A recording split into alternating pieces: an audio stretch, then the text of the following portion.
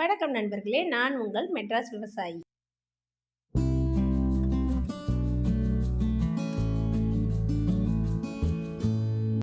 கோடை காலத்தில் ரோஜா செடியை எப்படி பராமரிக்கிறதுன்றது பற்றி தான் இந்த வீடியோவில் பார்க்க போகிறோம்.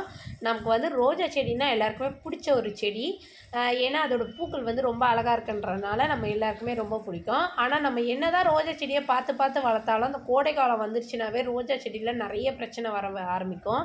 இந்த செடிலாம் அவ்வளோ பூ பூத்த ரோஜா செடி. ஆனால் இந்த கோடை காலத்தில் பாருங்கள் எப்படி இருக்குன்னு, ஃபுல்லாகவே இலையெல்லாம் மஞ்சள் நிறமாக மாதிரி, இலையில் ஒரு மாதிரி டாட்டாக ஃபுல்லாகவே ஒரு மாதிரி சுருங்கி போய் மொட்டுக்களே இல்லாமல் அந்த மாதிரி ஆயிடுச்சு. ஸோ இந்த மாதிரி ஆகிற செடிக்கு என்ன பண்ணலான்றதை பற்றி இதில் சொல்கிறேன்.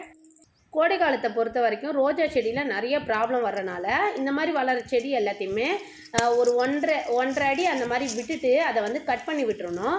அந்த மாதிரி கட் பண்ணி விட்டுட்டு அதுக்கு தேவையான வளர்ச்சிக்கெல்லாம் கொடுத்தீங்கன்னா ரோஜா செடி நிறைய மொட்டுக்கள் விட்டு பூக்க ஆரம்பிக்கும். நான் இந்த ரோஜா செடியை பாருங்கள், ஃபுல்லாகவே தரையிலேருந்து ஒரு 1.5 அடி அளவுக்கு மட்டுமே விட்டுருக்கேன். விட்டுட்டு ஃபுல்லாக எல்லா கிளையுமே நறுக்கி விட்டுட்டேன்.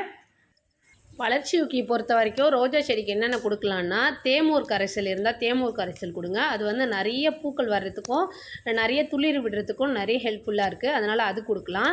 அது இல்லாமல் நம்ம வீட்டிலே இருக்க பொருள் என்னென்ன தரலான்னா, இந்த வெங்காயத்தோல், பூண்டு தோல் அதெல்லாம் இருக்குல்ல, அதெல்லாம் வேஸ்ட்டாக தூக்கி போடாமல் அதை தண்ணியில் ஊற வச்சு அதை ஒரு 2 நாள் கழித்து அதை ரோஜா செடிக்கு ஊற்றுனீங்கன்னா ரோஜா செடி ரொம்பவே நல்லா வரும். இப்போ இந்த ரோஜா செடி பாருங்கள், ஃபுல்லாகவே நறுக்கி விட்டுட்டேன். இதில் ஒரே ஒரு துளிர் மட்டும்தான் இருக்குது, மற்ற எல்லாத்தையுமே நறுக்கி விட்டேன். இப்போ ஒரு வாரம் கழித்து இந்த ரோஜா செடி காட்டுறேன் பாருங்கள். இங்கே பாருங்கள் எப்படி வந்திருக்குன்னு. ஃபுல்லாக எல்லா கிளையிலுமே துளிர் விட்டு எப்படி வந்திருக்கு பாருங்கள். ஃபுல்லாகவே மொட்டு வச்சுருக்கு, தெரியுதா உங்களுக்கு? எல்லா கிளையிலுமே துளிர் விட்டு எல்லாத்துலேயுமே மொட்டு வச்சுருக்கு பாருங்கள். ஸோ ரோஜா செடி பொறுத்த வரைக்கும் இந்த மாதிரி நீங்கள் கோடை காலத்தில் கட் பண்ணி விட்டிங்கன்னா ரோஜா செடி நல்லா துளிர் விட்டு நிறைய பூக்கள் வைக்கும். ஸோ இது ஒரு சிம்பிளான டிப்ஸு. இதை கண்டிப்பாக ஃபாலோ பண்ணுங்கள். இதை ஃபாலோ பண்ணிங்கன்னா கண்டிப்பாக உங்களுக்கு குட் ரிசல்ட் கிடைக்கும். ஸோ இந்த வீடியோ உங்களுக்கு பிடிச்சிருந்ததுன்னா இந்த வீடியோவை லைக், ஷேர் அண்ட் மெட்ராஸ் விவசாயி சப்போர்ட் பண்ணுங்கள். தேங்க்ஸ் ஃபார் வாட்சிங்.